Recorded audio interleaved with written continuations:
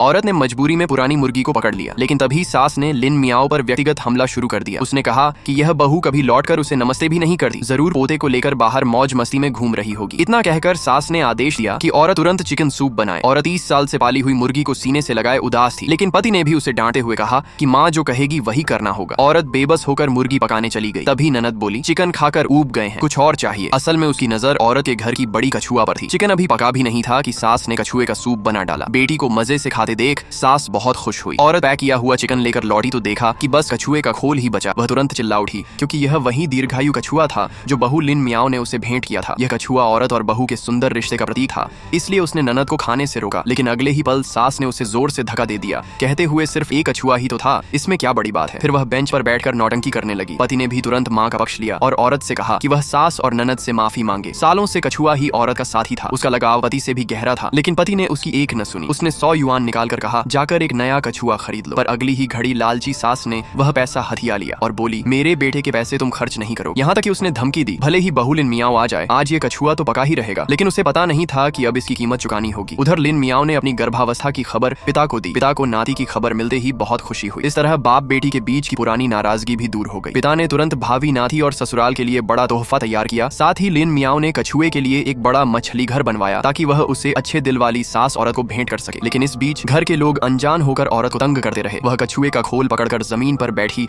रो रो कर बेहाल थी, लेकिन सास के दिल में जरा भी दया नहीं थी।